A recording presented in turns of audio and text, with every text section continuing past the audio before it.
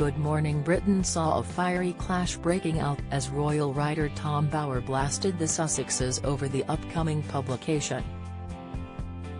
Historian and writer Tessa Dunlop hit back at the author for raking it in off the couple's misfortune. The two continued to clash as ITV hosts Susanna Reid and Ed Balls attempted to calm the heated debate. Introducing the debate, Susanna asked Tom, "Wouldn't it look a little bit petty and peevish if the king said, 'I don't like what you've written, I'm going to take away your Duke and Duchess titles'? That looks like it would be a rather nasty act. We kind of know what Harry's going to say.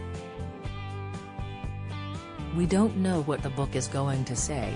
We've heard what Hess said before.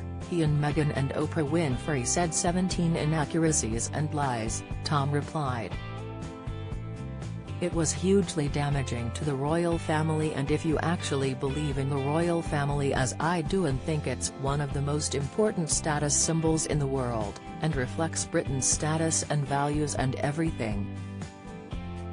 The couple in Montecito, who are making their fortune solely by damaging and destroying the royal family to promote their own fortunes, their own prestige, and their own brand. "I don't think they should be allowed to call themselves the Duke and Duchess anymore. They make their money by parading themselves as the Duke and Duchess and the Prince. If they want to make their money out of trashing Britain, then why should they be recognized as the Duke and Duchess? But Tom, you've written books in which you've made money and both were quite damaging to the royal family," Ed cut in. "You've not got a title we can strip from you," he commented. "But you will have had lots of people who did talk to you off the record, almost certainly with titles. Now, Harry's doing it on the record and you want to remove his titles, but what about all your sources?" Tom argued. "That's not the same at all," to which the presenter hit back, "Of course it's the same."